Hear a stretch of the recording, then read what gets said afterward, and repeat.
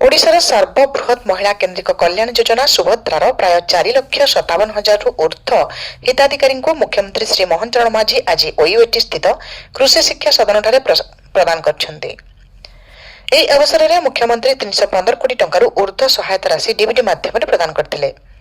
सूचना योग्य जे सुभद्रा योजना अंतर्गत प्रथम द्वितीय अवशिष्ट एवं तृतीय किस्ती पाई नथिबा हिताधिकारी एवं नूतन भाव 2025-26 आर्थिक वर्ष पंजीकृत होइतिबा हिताधिकारी सहायता प्रदान करा जायछि।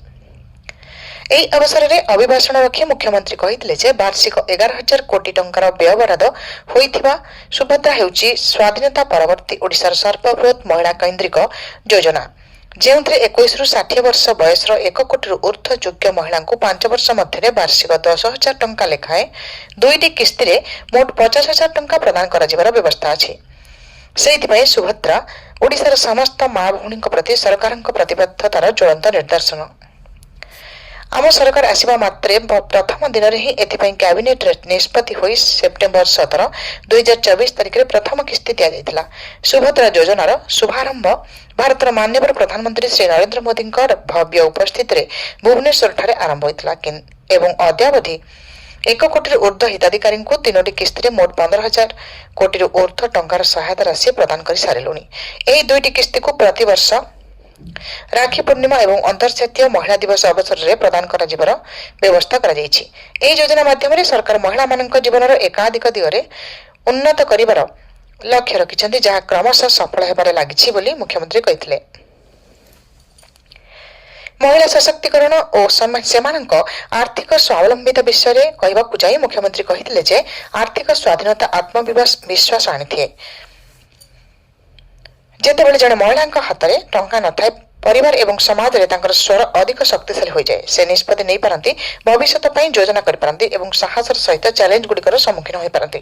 ସୁଭଦ୍ରା ଯୋଜନା ଆପଣଙ୍କୁ ସେହି ଆତ୍ମବିଶ୍ୱାସ ପ୍ରଦାନ କରିବାକୁ ଲକ୍ଷ୍ୟ ରଖିଛି। ଏହି ଯୋଜନା ସାମାଜିକ ନ୍ୟାୟ ମଧ୍ୟ ପ୍ରଦାନ କରୁଛି। ଏହା ଆର୍ଥିକ ଦୃଷ୍ଟିରୁ ଦୁର୍ବଳ ବର୍ଗ, ଗ୍ରାମାଞ୍ଚଳ, ଆଦିବାସୀ ସମ୍ପ୍ରଦାୟ, ସହରାଞ୍ଚଳ, ଗରିବ ପରିବାର ଏବଂ ସାହାଯ୍ୟର ଆବଶ୍ୟକତା ଥିବା ସମସ୍ତ ମହିଳା ଓ ସେମାନଙ୍କ ପରିବାରକୁ ସମର୍ଥନ କରିବା ଉପରେ ଧ୍ୟାନ ଦିଏ। କାରଣ ଆମର ଲକ୍ଷ୍ୟ ହେଉଛି ବିକାଶ ଯାତ୍ରାରେ କେହି ପଛରେ ରହିବା ଉଚିତ ନୁହେଁ। ଆମ ସରକାର କେବଳ ସୁଭଦ୍ରା ଯୋଜନାରେ ସୀମାବଦ୍ଧ ହୋଇ ରହିନାହାନ୍ତି। ଚଳିତ ବଜେଟ୍ରେ ରେକର୍ଡ 79,862 କୋଟି ଟଙ୍କା କେବଳ ମା ମାନଙ୍କ ପାଇଁ ପ୍ରାବଧାନ କରାଯାଇଛି। ଏହି ପ୍ରାବଧାନ ମୋଟ ବଜେଟ୍ ଆକାରର ପ୍ରାୟ 30%। ସୁଭଦ୍ରା ଯୋଜନାରେ ଦିଆଯାଇଥିବା 3ଟି କିସ୍ତିର ସହାୟତା ରାଶି ରାଜ୍ୟର ମହିଳାମାନଙ୍କ ଆର୍ଥିକ ମେରୁଦଣ୍ଡକୁ ମଜବୁତ କରିବା ସହ ମହିଳାଙ୍କ ବିକାଶକୁ ଏକ ବଳ ଯୋଗାଇଛି। ଏହି ଧାରାକୁ ବଜାୟ ରଖିବା ସହ ସରକାର ପ୍ରତିଶ୍ରୁତିବଦ୍ଧ।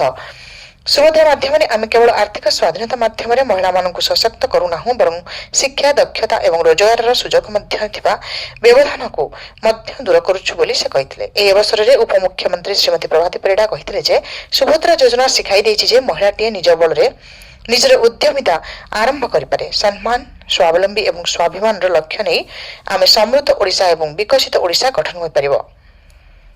ଏହି ଅବସରରେ 5 ସଫଳ ସୁଭଦ୍ରା ହିତାଧିକାରୀମାନଙ୍କୁ ମୁଖ୍ୟମନ୍ତ୍ରୀ ସମ୍ମାନିତ କରିଥିଲେ ଏବଂ ସହାୟତା ରାଶି ଚେକ୍ ପ୍ରଦାନ କରିଥିଲେ। କାର୍ଯ୍ୟକ୍ରମରେ ଅନ୍ୟମାନଙ୍କ ମଧ୍ୟରେ ଏକାମ୍ର ଭୁବନେଶ୍ୱର ବିଧାୟକ ଶ୍ରୀ ବାବୁ ସିଂ, ଶ୍ରୀ ମହିଳା ଓ ଶିଶୁ ବିକାଶ ବିଭାଗ ପ୍ରମୁଖ ଶାସନ ସଚିବ ଶ୍ରୀମତୀ ଶୋଭା ଶର୍ମା ଏବଂ ବିଭାଗୀୟ ନିର୍ଦ୍ଦେଶିକା ଶ୍ରୀମତୀ ମୋନିଷା ବାନାର୍ଜୀ ପ୍ରମୁଖ ମଞ୍ଚାସୀନ ଥିଲେ। ସମୃଦ୍ଧ ଓଡ଼ିଶାରୁ ରଜତ ମହାପାତ୍ରଙ୍କ ରିପୋର୍ଟ।